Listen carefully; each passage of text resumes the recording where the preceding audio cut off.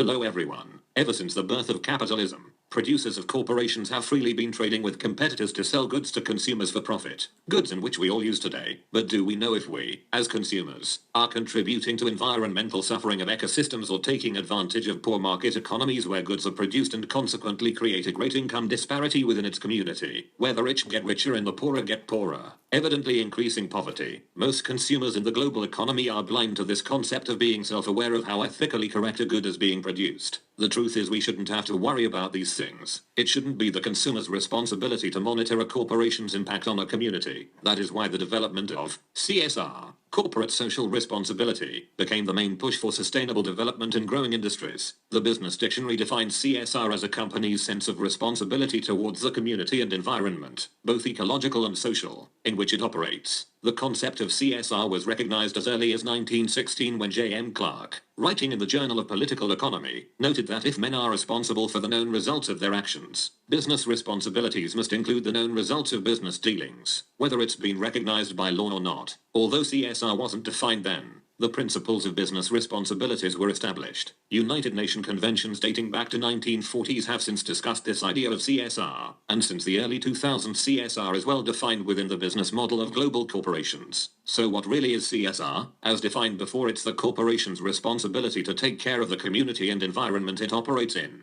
But CSR isn't the repair center for capitalism. It's about making corporations not only economic, but also social moral actors in society. Essentially, CSR is about how companies make their profits rather than what they do with it, meaning not being charity donators. It works around the concept of good business for a good society. Today we'll only be discussing the corporate social responsibility of reducing poverty. So what is poverty? Absolute or extreme poverty is when people lack the basic necessities for survival. For instance, they may be starving, lack clean water, no proper housing, sufficient clothing or medicines, and be struggling to stay alive. Many economists would argue that a capitalist economic system contributes to poverty, or even is that it's to blame for it, as one of the four central elements of capitalism is competition. It's recognized that capitalism requires a loser with every winner, which is known as man-made poverty. The 85 richest people in the world equal the wealth of the 3.5 billion poorest people, meaning that 85 people control half the world's wealth, which is income disparity at its finest. Most of these 85 people are CEOs of multinational corporations, so it's only fair that they're responsible of reducing poverty. As mentioned before, they cannot be charity donors. As shown in this image, they wouldn't have a major impact of reducing poverty in the long run,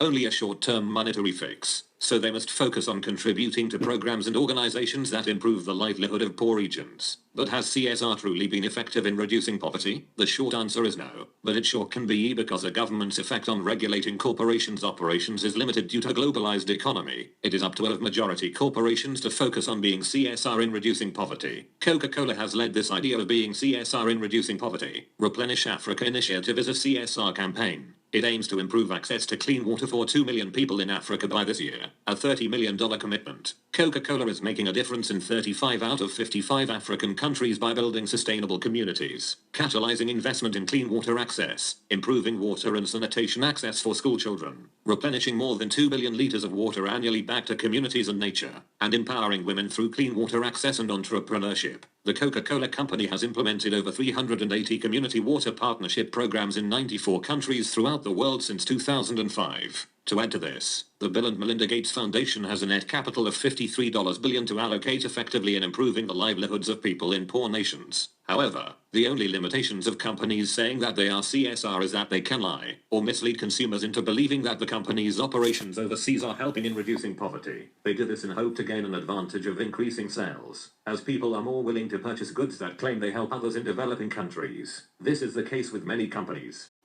Nike, a world-renowned sports brand that is criticized for unfair employment, wage and working hours, greatly affecting communities it operates in, especially Vietnam. For many years Nike claimed itself in being socially responsible, but it's clear they weren't. Thank you. Cheerio. Okay.